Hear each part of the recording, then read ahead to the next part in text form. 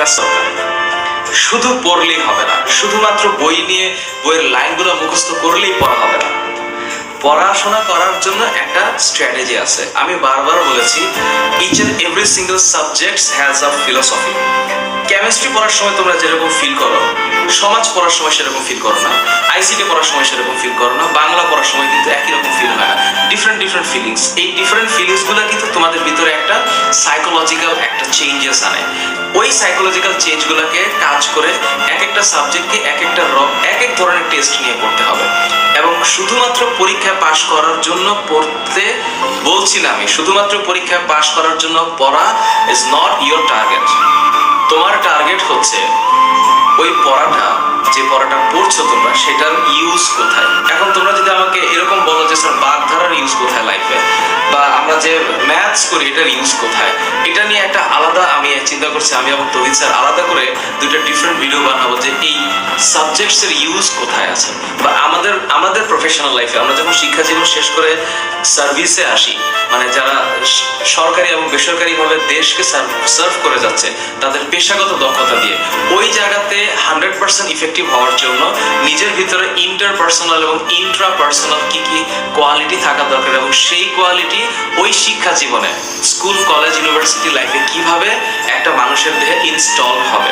Like পিসিতে যেমন আমরা একটা পিসি কিনে আনলেই কিন্তু হলো না, সেখানে যেমন একটা সফটওয়্যার ইনস্টল করা লাগে, সফটওয়্যারে যেমন ওরিয়েন্টেশন লাগে, ইন্টারফেসকে দিয়ে আমরা সেটাকে অ্যাক্টিভ করি, এবং সেখানে যেমন প্রত্যেকটা কাজ করার জন্য ডিফারেন্ট ওয়ে থাকে, আমাদের লাইফেও আমাদেরকে এই গুণগুলোকে ইনস্টল করতে হয় আমাদের বডিতে, এবং আমাদেরকে একটা ধারাবাহিকতায় একটা প্রসেসের মাধ্যমে আসতে হয়।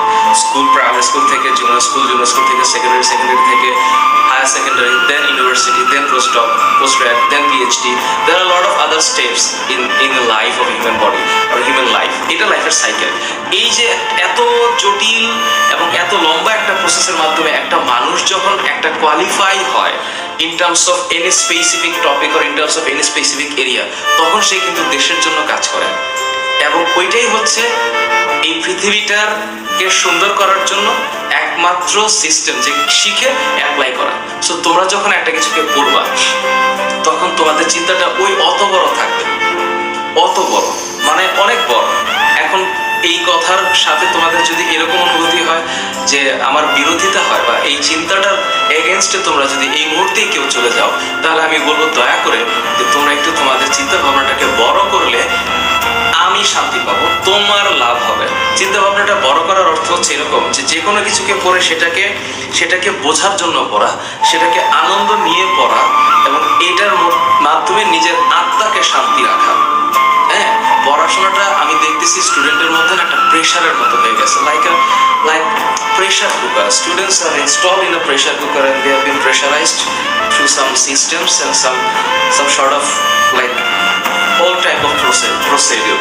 এই জায়গাগুলোর থেকে নিজেকে একটু বের করে নিয়ে আসতে হবে, নিজের চিন্তা জগৎটাকে একটু বড় করতে হবে, নিজের ভাবনাটাকে একটু প্রসারিত করতে হবে, এবং দেশকে সার্ভ করার মতো করে তৈরি হতে হবে, সেই কোয়ালিটি অ্যাচিভ করতে হবে। আর এই কোয়ালিটিগুলা অ্যাচিভ করার জন্য নিজের ভিতরে একটা বড় ধরনের পরিবর্তন দরকার। আমি সরি মা, 5 মিনিট কথা বলে ফেলেছি তোমাদের জন্য, বিকজ আমি জানি আমার চ্যানেলে যারা ভিউ করছো, যারা দেখছো, তারা আমার সাথে যাদের কানেকশন আছে ফেসবুকে, ইউটিউবে, তাদের লেখা আমি পড়ে যতটুকু বুঝি সেখান থেকে আমি প্রত্যেকটা ভিডিওতে আপডেট করার চেষ্টা করি, এবং সেখান থেকে কথাগুলো বলছি। আমি চাইবো তোমরা যারা পড়ছো